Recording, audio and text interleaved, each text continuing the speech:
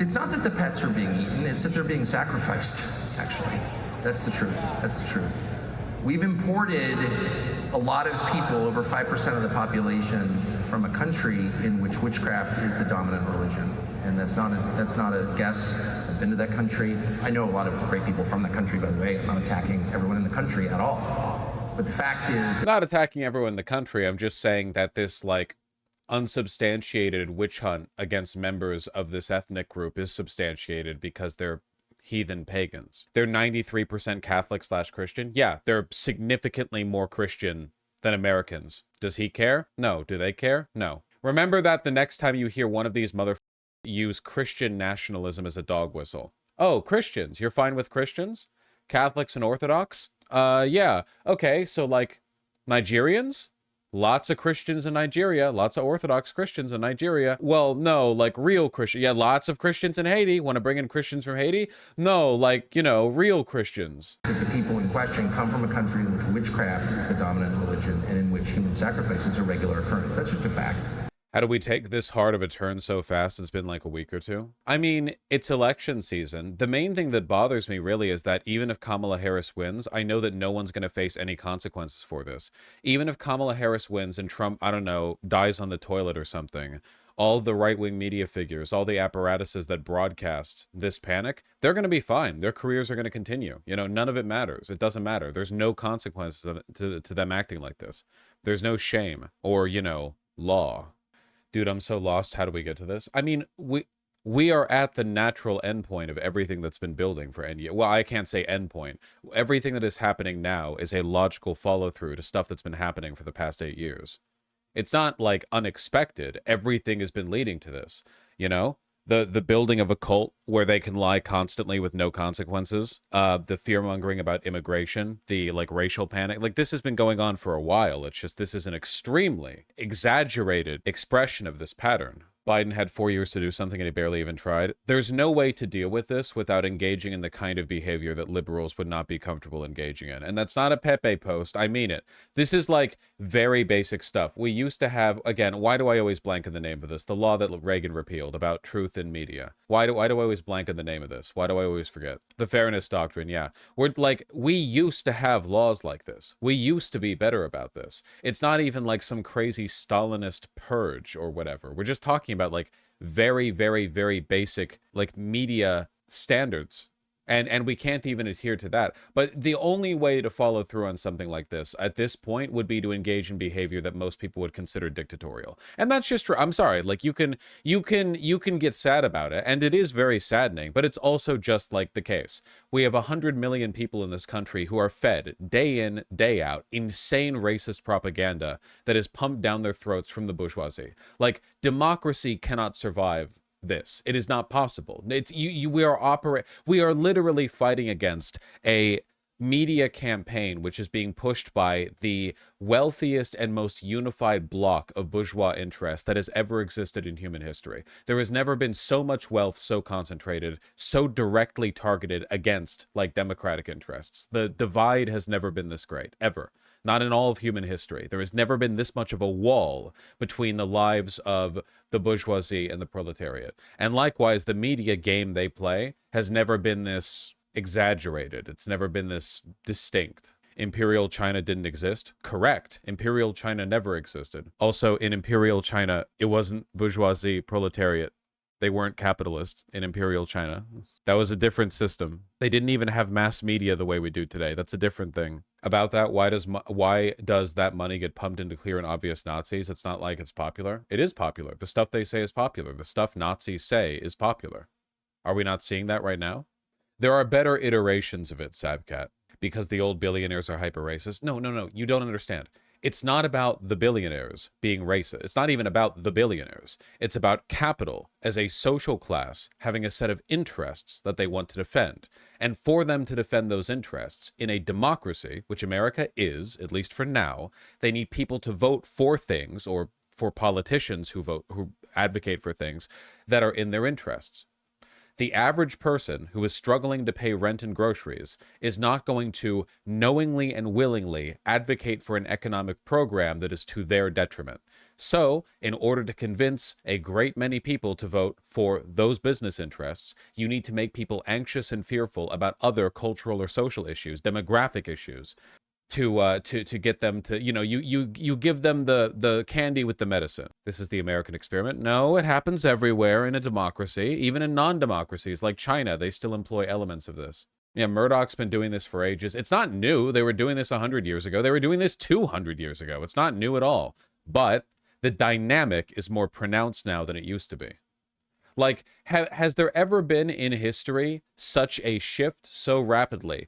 The average American didn't know anything about Haiti yesterday. Well, a week ago, you know what I mean. Now, there's a nationwide witch trial going on of Haitian migrants. You know, they have it down to a science. If you distill the fear, if you distill the anxiety, you no longer need to direct people against any specific set of tropes, any specific ethnic group. You can just keep people's irrational hatred of migrancy or immigration in general and then redirect it, pivoting on a dime to target whoever you want. It didn't start with Trump subs and soda. This has been happening for a long time, but it has gotten a lot worse in the past decade, for sure. I can't believe Murdoch is the reason so many people don't believe in climate change. Yeah, it's not like Murdoch doesn't believe in climate change. Rupert Murdoch and the other billionaires know climate change is happening. Look what happened with Elon Musk. Elon Musk used to talk all the time about how his electric vehicles from Tesla were better for the environment. We need to be concerned about that because the environment's important. Now that he's a right-winger, he's interviewing Trump and he's saying stuff like, green energy can wait. And, I'm not like those leftists who's trying to be like mean to oil and gas companies. I don't want to be rude to them or anything, but like it's just class interest. That's it. It's not about what people believe or don't believe. To be fair, Elon is stupid enough to actually change his mind on climate change. Yeah, that is true. Elon himself, Elon specifically might be stupid enough that he actually just had his mind changed. That is true. I think it's more likely he just doesn't care because he'll be okay. People don't like to think they're evil. They usually have a way of justifying their behavior to themselves. 5 minutes into Vosh and he starts talking about dictatorial power to maintain democracy against the right. I mean, it's really about what you value and what you care about. Like, if you just want the entire world to fall into ruin because Nazis, they made it legal for Nazis to take over. Oh, sorry, your liberal democracy has a loophole. It's actually legal for evil Hitlerites to take control of it. And once they do, it's all over for you. If you go even slightly outside the bourgeois democracy norm for dealing with them, even like even the most basic legislative action to protect democracy from the worst humans alive, that makes you the real Hitler. Yeah, we know, and we don't care. There's no point in even engaging in the discourse.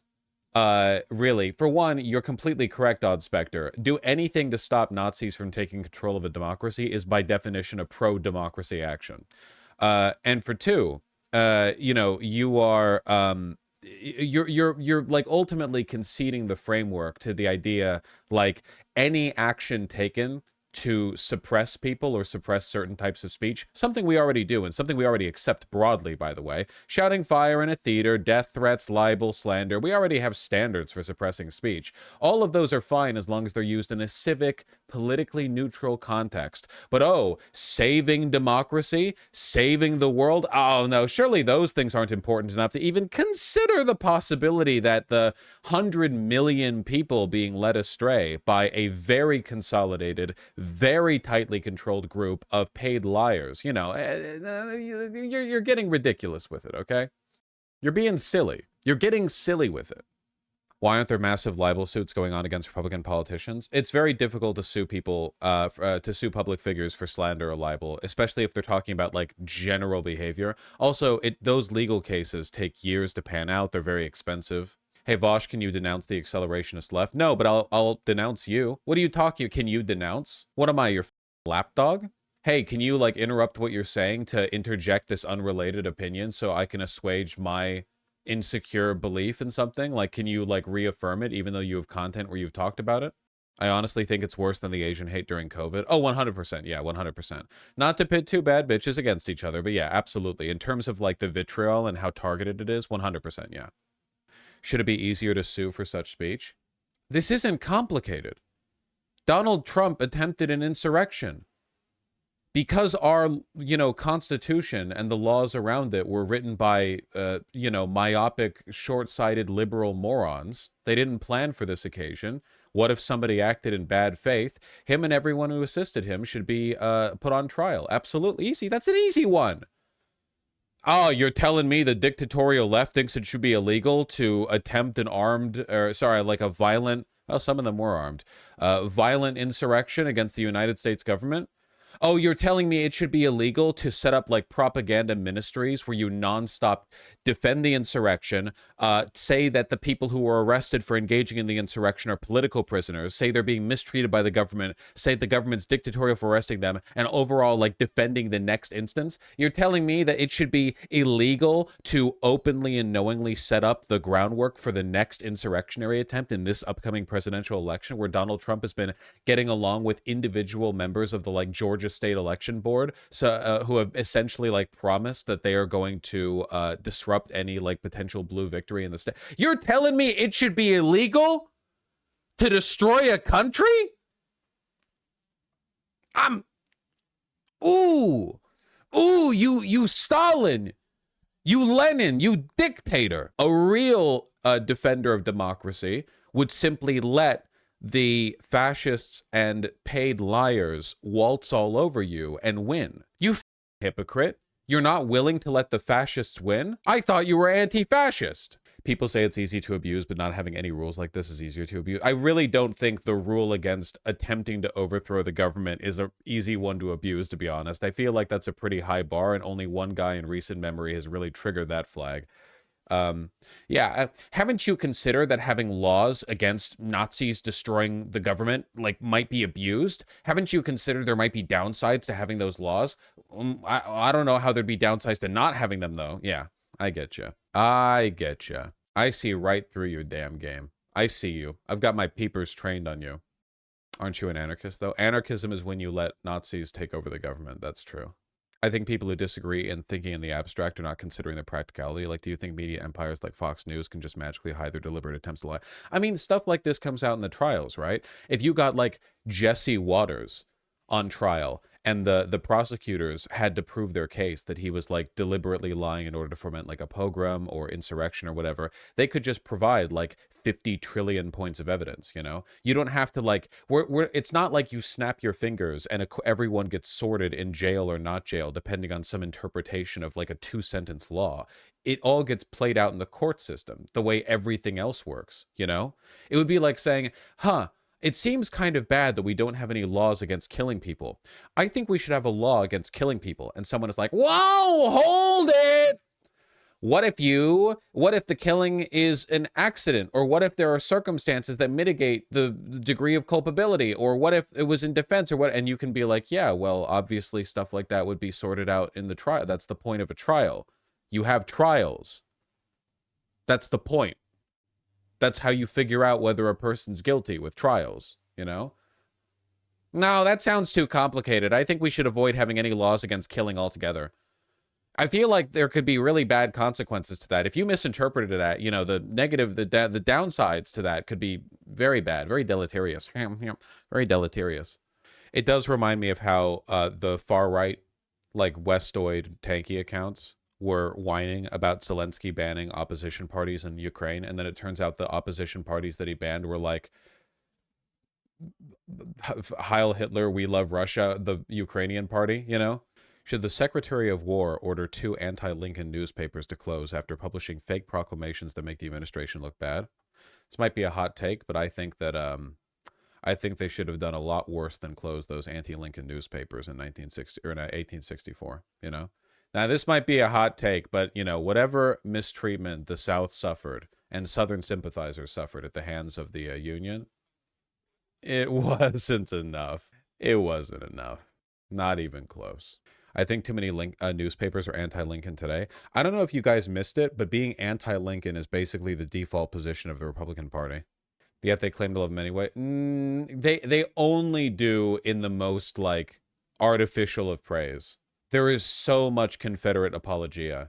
They only praise Lincoln if they say, well, we're the party of Lincoln. You know, that's it. Like you know, like well, we're the party that ended slavery, but they don't care, right? Like it's insincere. They are very pro-Confederate.